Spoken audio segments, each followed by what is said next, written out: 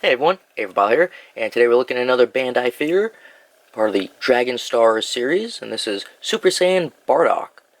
Now, I like this one because, as you can see, he's Super Saiyan with the yellow hair, which was never part of the actual series, more of a side story type thing.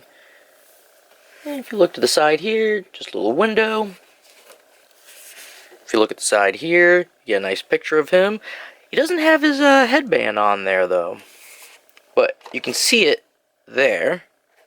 And on the back, we see some other figures. And for Series 17, there's Goku, Vegeta, and Gotenks. And for Series 18, you got Janamba, Super Saiyan Bardock, and Super Saiyan Vegito. So why don't we get this guy opened and take a closer look. Alright, well here he is out of the package. Now, Bardock here is the father to both Raditz and Kakarot, also known as Goku.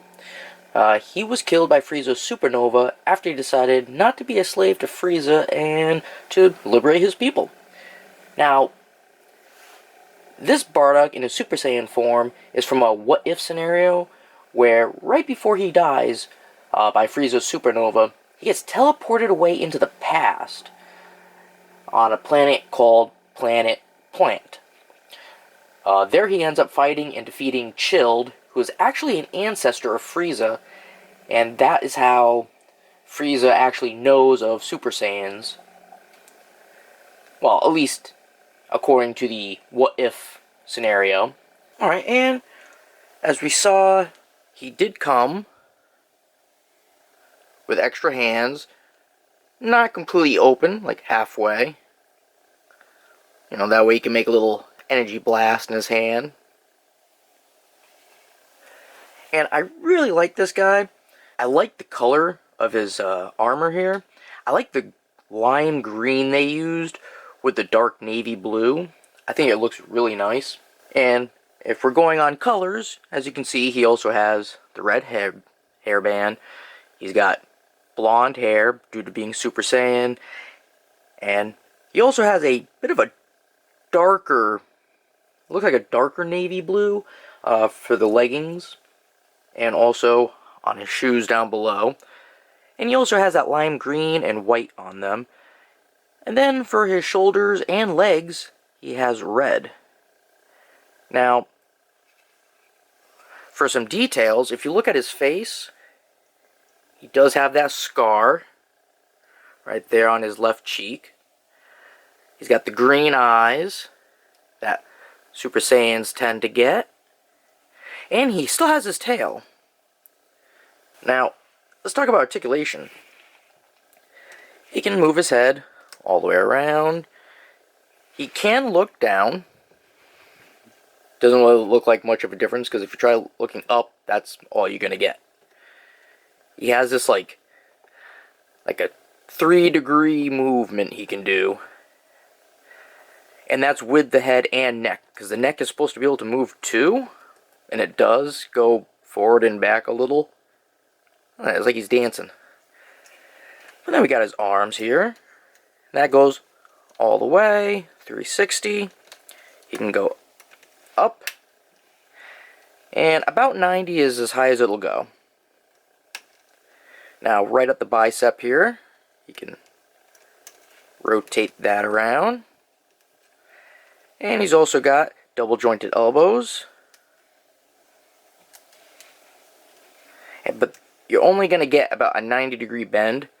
The muscles kind of prevent him from going any more than that. And then he also has his hand here, and of course the hand can rotate all the way around. You can also pivot it.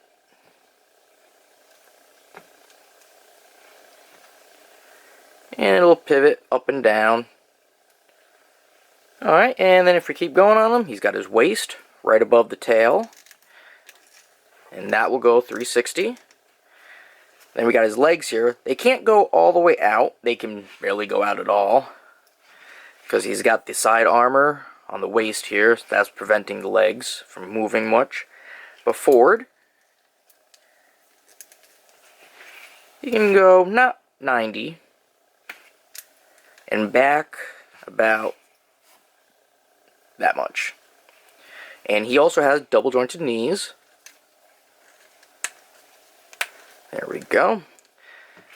And again, it doesn't go too far up because it's the way the muscles are on him. Now, if you go a little bit farther down, he's got his feet, and like the hands, they spin all the way around. They can move up and down, but not down too much. Again, restrictions on how it's made. The pants bottom here with the shoe touch, so it can't go farther than that. But it can pivot.